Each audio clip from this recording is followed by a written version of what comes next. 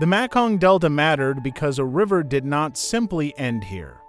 It broke apart, spread outward, and built new land at the edge of the sea.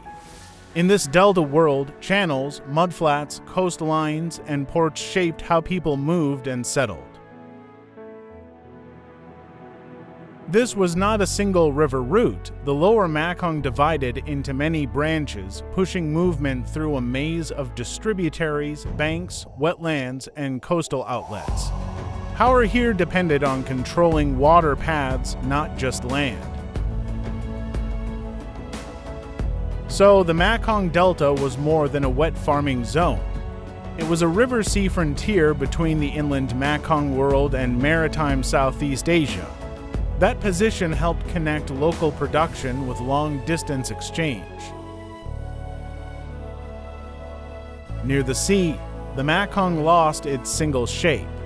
It separated into multiple channels, creating a landscape of crossings, choices, and shifting route control. Movement here followed a distributary maze. The coast was also a construction zone. Sediment carried from upstream settled near the sea, building low plains, mudflats, and new edges.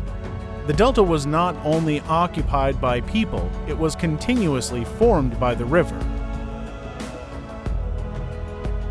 Different branches opened toward different outlets, markets, and settlement zones. Instead of concentrating movement on one road, the delta spread movement across water corridors. Routes divided, but the network stayed connected. Near Oceo, inland waterways approached the Gulf of Thailand. This gave the Western Delta a sea-facing role. River routes inside the land could connect with maritime trade across Southeast Asia and the Indian Ocean world. At the southern edge, the delta became hard to define as only land or water. Mangroves, tidal flats, and low coasts formed an amphibious frontier. Settlement and power had to adapt to this changing edge between river and sea. The Mekong Delta can be read as a river-sea network. Its distributary maze divided movement into many channels. Sediment created low new land near the coast. Branch routes connected inland settlements to different outlets, while Oceo and the coastal edge linked the delta to ancient maritime trade.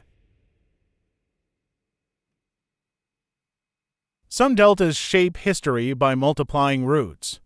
In the delta, the river split into many branches, turning water into a maze of movement. This was not one river entering the sea through a single mouth. The lower Mekong separated into several channels, spreading routes across the flat delta plain.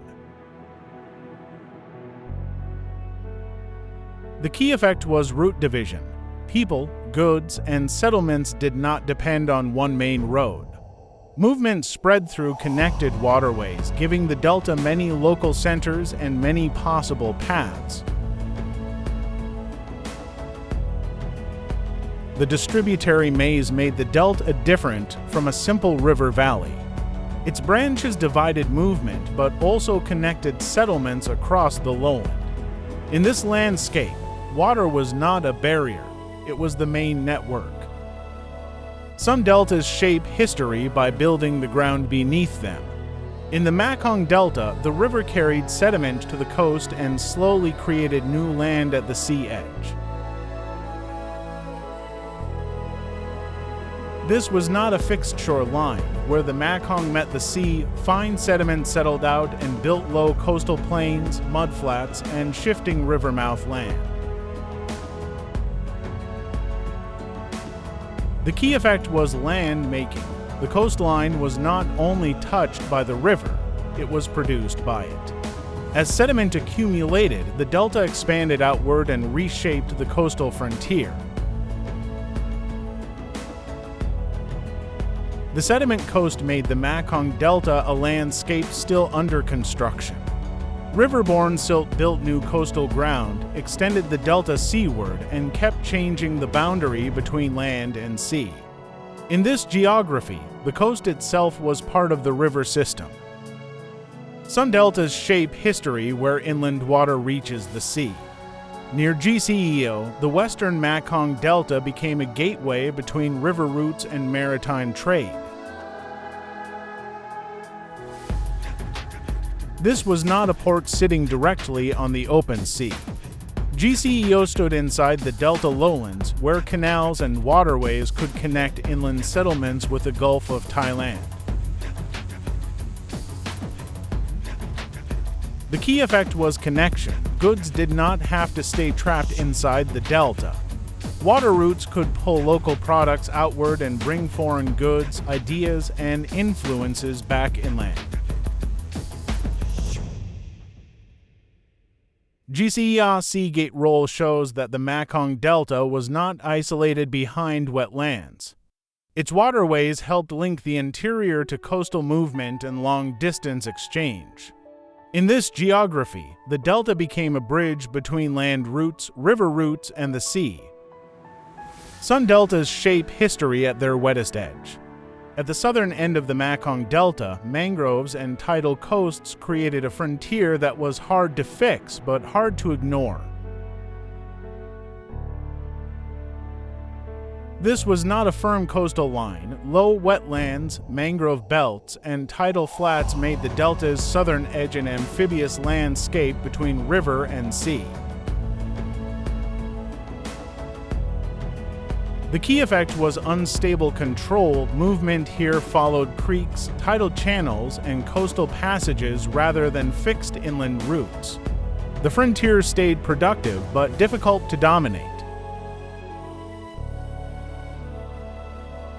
The mangrove frontier gave the Mekong Delta a coastal edge that was both protective and connective. It complicated control on land, but it also opened access to coastal movement and sea-facing routes. In this zone, the delta met the sea through wetlands, not through a hard shore line.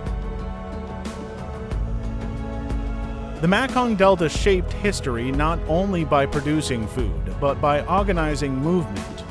Its branches divided routes, its sediment built new land, its waterways connected settlements, and its coastal outlets opened the region to maritime exchange.